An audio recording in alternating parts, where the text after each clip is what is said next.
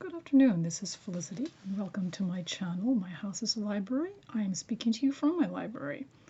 This afternoon, I am going to do my first tag. It is the Western Canon Tag created by Aaron Facer, and I was tagged by Greg at Another Bibliophile Reads. And I don't know why doing tags has just not seemed like something I really felt like doing yet, but this one is a good one. I particularly like that the way Aaron set it up, the way he kind of designed it, is that it leaves a lot of room for creativity. Now, I completely understand that Western canon definitely has different meanings and connotations and resonates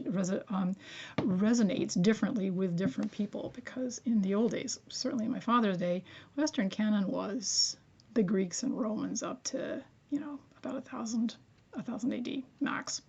But I kind of really like the idea that Aaron has set up, and that is that the Western canon is your canon. What do you think it is? What are the books that have made you what you are, that you keep going back to, that you have in your heart, that are the basic things? And I think some of my own personal canon probably do take a lot from the earliest classical writers. But I am taking a leaf out of his book, and also Another Bibliophile Reads, Greg, who tagged me. Both had very different takes on it. So will I. Anyway, so in this tag, I'm to choose 20 books to represent my reading of Western literature. And I can include books from any period or genre, and I can define Western literature as I choose. I can feel free to choose a different number of books, 20, more than 20, less than 20. Right. So the first thing I have to say is I spent all day yesterday going through my library catalog. I mean, all day yesterday going through my library catalog, because I came up with 158 titles that I felt were pretty significant to me and that might well consist of the Western canon for me. And I said, no, 158 is way too many. So my second pass through, I brutally cut out most of that and ended up with 43 titles, which is still too many. So I have boiled my choices down to 20 books. And the first prompt is, if you could choose 20 books to represent your reading of Western literature, how would you choose them and what would you look for? So in my case, I have chosen books that were with me mostly at the very beginning, but as time has progressed, I've also added some that have significantly changed the way I think about things, think about reading, and certainly think about books. But probably the first half, at least the first half of the books that I have selected, are ones which were either presented to me, read to me as a very young child over and over again, when I was, in some cases, before being able to read. So those I have chosen. They're not insignificant, you'll see. There you go. So that was my take on it. Western canon for me is my canon. The literature, and I did have a few other restrictions that were there. One is I needed to have read it, or have read it to me. But in fact, in this case, everything that was read to me, I read again myself. I needed to have read it completely and really internalized it. Second, it needed to be resident in my library. That wasn't really a problem, but there it is. I needed to have read it, and it needed to be in my library. And I reluctantly also did not include any literature that was any farther east than Greece. Okay, so that still leaves a pretty large collection of possible titles. So here you go. Number 2 is, after having chosen your 20 books, what blind spots have you noticed? The biggest blind spot is 20 books is not enough. There you go. And I'm not going to tell you my 158 titles. It's ridiculous. All right. So that's the biggest blind spot. yeah, that's the biggest blind spot, because I actually had a really very comprehensive list of books, and when I looked at it, I went like, this is great. Classics and plays and poetry and fiction and science fiction, everything. But there you go. So I will, without any further ado, I will present to you my 20 books. So first of all, in the before times, when I was very, very, very young. Yes, there were other ones here, but I didn't consider them quite as seminal. The first book that I've chosen is Grimm's Fairy Tales. This was read to us, my siblings and I, probably many times. This is a fairly venerable book that's been mutilated by my family because we adored this one, as you can see, very mutilated. But there you go, Grimm's Fairy Tales. And this book, just by itself, brings back memories.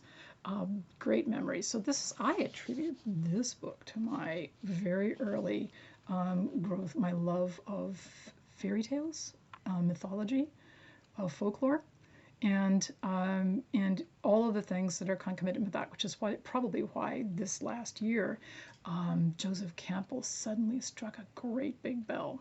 Right.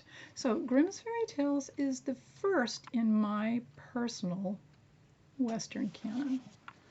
Now the second one, this is the one my mother read, and the second one here, the second one on the list, my mother also read to us. And this is not the version that she read to us, but this is Homer's Odyssey. She read the Iliad and the Odyssey to us. She read everything to us. So we had a very, very strong and wide basis for our start of Western literature.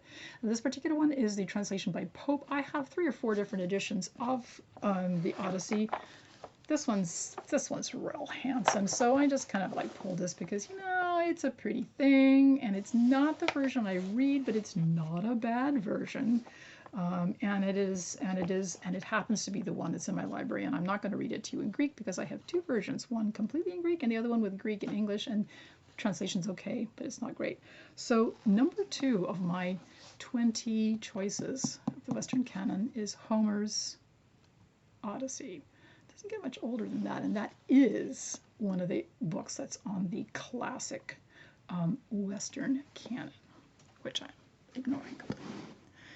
All right, so number 3 on my list is one of many different stories. This is Charles Dickens, and A Tale of Two Cities. A Tale of Two Cities was one of many works of Charles Dickens that my mother read aloud to us when we were very young. Tale of Two Cities, I think I remember the most because we often got a chance to say, she'd say, well, what should we read next? And unless she'd read it very, very recently, that we could pick something that we'd already heard before. And I believe that this one was one that we all agreed was one that we chose fairly often, that it's a great story. And of course it does have a lot of history in it because, yes, it is the story of the French Revolution, a very different and personal perspective. Dickens, per se, is on my personal Western canon list. There are many, many titles. I think Dombey and Son, Bleak House, Pickwick Papers, David Copperfield, Oliver Twist, are the Christmas stories. Those are all ones which I'm extremely familiar with, but I chose Tale of Two Cities because I think this one is the most representative for me. There you go. All right. Just come as no great surprise, but there you go. So here's another. So Alice in Wonderland and Through the Looking Glass is part of my personal Western canon. This is a fairly important, very important children's work. It's not really for children. It's really not for children, but it's kind of for children. And my mother read it aloud to us many times. So yeah, this one is actually, you can see from the foxing here, this one actually, and also the rebinding, this was rebound in Beirut because it got ate by insects in a big way. This one actually was given to me eventually. Yeah, I was very, very, very young, but it has my name in it, so it's my book. And it has all the right pictures, and it probably originally had a really nice cover, but the bindings were all eaten to bits. So this one was rebound by Douglas Bindery in Beirut. And Alice's Adventures in Wonderland. Yeah, Western canon. There you go. The last title that I have that is was from the stories that my mother read to us, and she read us way, way, way more than that, as I said. But I could only choose 20, so there's some huge holes in this. The Iliad was on there. Don't think she ever read us Ovid, but she read a couple of other ones, which 20 books. There you go. A lot of missing stuff. But this one, yes, The Lord of the Rings, she read to us. It's one of the last ones that she read to us before we were starting to get just a little bit too old to pay attention. And in fact, this one gripped my fancy so very greatly that about halfway through the second volume, The Two Towers, I would get up in the middle of the night, sneak downstairs, grab the book, and read ahead because I really needed to know what happened. And I believe that's the first time that ever happened to me. Usually we were very respectful of when we were supposed to be in bed and when we were supposed to be up, because I was pretty harsh about that.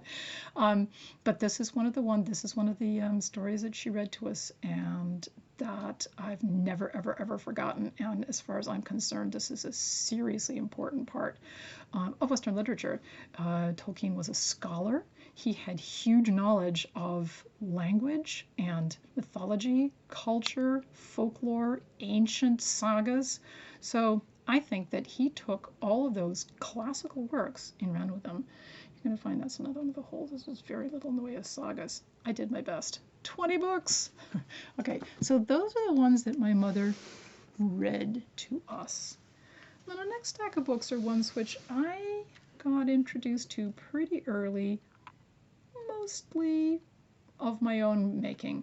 So the first one on that list, which I acquired very, very young, is, I've shown this one a lot before, is Pride and Prejudice by Jane Austen. Now, Jane Austen's on my list of the Western canon, but Pride and Prejudice was the first one and the most important for me. So there you are. I don't have to say any more about that because there she is. Jane Austen's Pride and Prejudice. All right.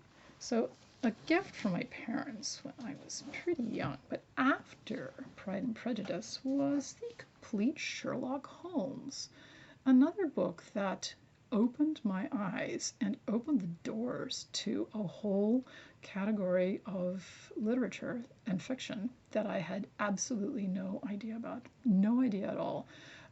I've read it many, many, many times. This was never read aloud to us, as neither was Pride and Prejudice. But Sherlock Holmes went down deep and has stayed with me forever. And I do periodically reread it, but I hardly need to because I have it in my memory. It's 2-volume set. I brought up the first one for an example. Then after that, we have, there you go. The complete works of Shakespeare. Yes, he is in the Western canon, and I think pretty much everybody acknowledges that. I have had this one for a long time. This was also a gift from my parents long ago, after Sherlock Holmes, but before other things. And I've had this for a really long time. I've annotated it occasionally. I don't do that anymore, but this was not a super well-built book. This is Harcourt Brace and World, and it certainly has suffered the ravages of time and handling by me. Still, it's mine, and I've chosen as my representative play The Tempest. There are many plays. I've read most of them, all the sonnets, a lot of the poems, although those are not quite so interesting. But The Tempest it's my favorite, and to me, it symbolizes and signifies everything that Shakespeare was about. It's a wonderful play, really wonderful play. I love it. Plus, it's kind of magical too. What can I say? There you go. Shakespeare is next on the list. Okay, so when I was in school, one of the things that I did learn was German, and I do have this in English somewhere, but this is the Faust that I read with my father, and this is how I learned it. Was a fairly nice, it's a library copy, in not great condition. So Berkeley Library, probably a library sale thing. It was published it here. It was doesn't say, does it? It must say somewhere. Not really. Anyway, it is in German, and I remember like it was yesterday. Okay, some decades ago, sitting at the dining room table, and my father, who had he understood German better than I did at that time, although my pronunciation was better because I was taking German lessons, and I think he just taught himself.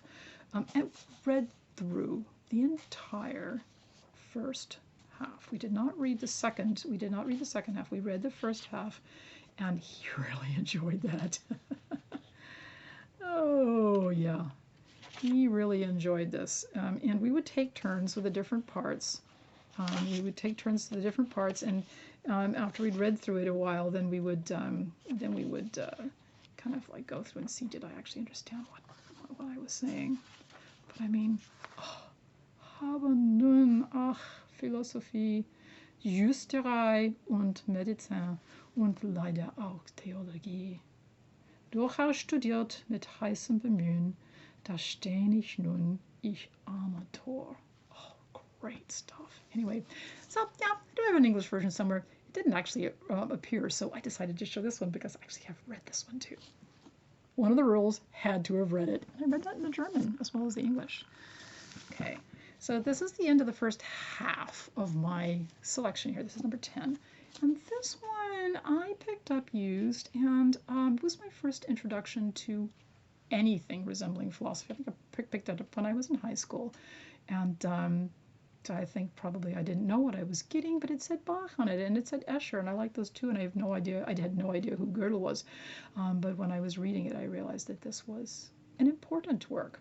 And yeah, there's lots of other ones that are more philosophical or more mathematical or more artistic, but this was the first one. So there it is for me. It made the list.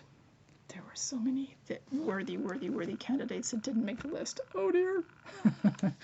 All right. So now we're kind of moving it. This is not, obviously, this is not by the date of composition. This is by when it entered my world. All right. So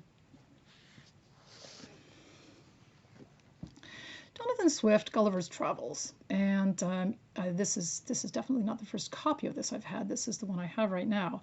I'm pretty sure I've worn out one. This one was one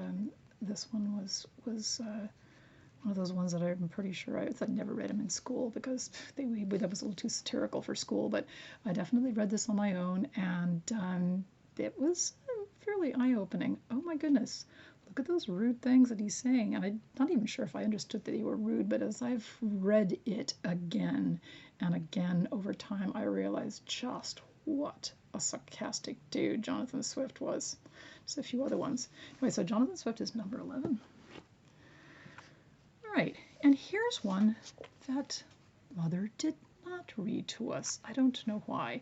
I love the Phantom Tollbooth. The Phantom Tollbooth, yes, it's children's literature, but it's great children's literature. It was one of the very few things that Juster wrote. He wrote a few other things that were pretty cute. This is the great one. And I've read this. I love reading kids' books, and I've read a number of them many times. But every time I read this one, it reminds me of the doors that it opens. It reminds me there's no such thing as being bored. It reminds me that there's always somewhere to go and something to do. You cannot just stop and be bored. This is great. It has inspired me to go back and do other things that I'll do that later. Maybe I'll do that later. Maybe I'll do that another time. And I read this and I say, no, I'm going to do that right now. Phantom Tollbooth. All right. We're getting to no particular order at this point because these were fairly late learnings. This is, I can't remember if this was my copy or my parents' copy. Probably mine because they would have written their name in it. This is Virginia Woolf's A Room of One's Own. I have a lot of Virginia Woolf's written, not nearly enough because I'm trying desperately to get her essays so that I can read more of them. She's a fantastic writer. She was a fantastic writer and a superlative essayist. This one speaks to me. This is work that's written by a great lady. I don't have that many representative women on my list, and I'm afraid this is the only woman on my 20 titles list because, well, there you are. It is what it is. But Virginia Woolf is a fairly late acquisition as far as literature and words, and I'm never looking back. She's amazing. And when I read this the first time, I said, why, yes, everybody who wants to create anything significant needs to have space and time. And there it is. Thank you, Virginia. So she's part of my canon. All right. So I've got a couple more here. Perfectly gorgeous translation of Beowulf, and I've read Beowulf a number of times, and this is the latest and nicest translation that I have. I've had other lesser translations that were still gobstoppers. That's like my mouth dropped. Oh my goodness, Beowulf, what a thing. So unfortunately, this is my only representative saga. And, this one is just gorgeous. Look, it's got the original Old English in it too. What a thing. That is pretty great. So, but Heaney's translation is superb. And I don't know, maybe someday if I read Phantom Tollbooth enough times, I might say, hey, I need to learn how to read this in the original. Yeah, who knows? Better get that Latin and Greek first, huh? All right, so Beowulf is on my list, and Beowulf actually makes a lot of people's classical Western canons, but he's on mine because, again, it's the door-opening thing. You open the book, you start reading, and your mind is opened, and the doors are opened to thought. That's really important. Okay, so there you go. Beowulf. Two ones that are pretty recent acquisitions as far as like finding out about authors and knowing about things. This is representative of Lord Denzini. I have many of them. This is only one. I picked this one because just a month or so ago I had read one of my favorite stories, which was from this one, and I thought that this would be as good as any, but I love them all, and I've read them all of them. Lord Denzini is my pre-Tolkien master fantasist. Great stuff. All right, so again, representative. Yeah, and Philip Dick. This is the Standin. This is probably so I don't know if this is my favorite, but the Radio Free Labyrinth is one that I read a number of times because it's that resonation. I read that and I just, I couldn't put it down. Radio Free Labyrinth. There's the thing. So I've got a lot of Philip K. Dick. I haven't read absolutely every one because at some point I said I've just got to find everything because if I don't have it, I can't read it. But this is one of the earlier ones that I got, and so it is the Stand-In, and he is a very important modern writer. I consider him. I mean, Paranoid. Not everybody loves him, but what he wrote was absolutely to the point, and doors opening. All right. So my last set here are ones that I've just finished reading this year, or finishing reading, and again, cover a very wide range of time, but they are important to me. First one finished last year, and that is Robert Burton's Anatomy of Melancholy. Oh my goodness. So I don't know if you'd consider this. It's my canon. It's my party. I can canon if I want to. Anyway, so Robert Burton's Anatomy of Melancholy has been around for a while, and it is a beloved book by many and very multifarious, multi-purpose people for 300 or 400 years. It's great stuff, and I'm hoping to read this again sometime because it's pretty full. Anyway, so Anatomy of Melancholy is on my list of important books. Just finishing for the second time Borges' fictions. I have everything he's written, and I consider him to be, he's also my only representative South American author. Again, hey, look, holes, what can I say? So Borges' fiction, the fantasy,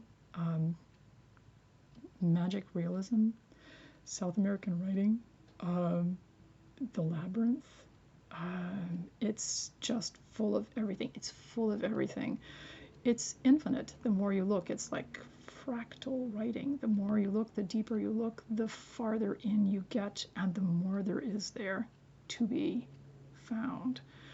I love Borges. I've loved him for a long time, but I'm just finishing him up now for another time, and so I said, you know what, he's on my list. Well, there was others that I wanted that I couldn't put on there.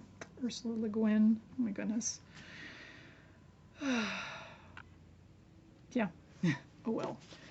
Okay, again, last year I finished The Mask of God. It was my introduction to Joseph Campbell, and I nearly fell off my chair. I couldn't put it down. I wanted to turn around and read it all right away, but I realized I just finished and spent a month reading it, and I needed to think about it, because talk about doors opening, talk about all of the myths and all of the folklore that are brought in and tossed up in the air and exploded and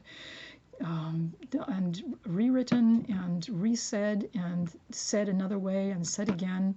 Campbell was a genius. What an amazing guy. Anyway, I have a lot of things he's written now, and I am going to read this one again. So this is I've only read it once, but it stuck with me all the way through.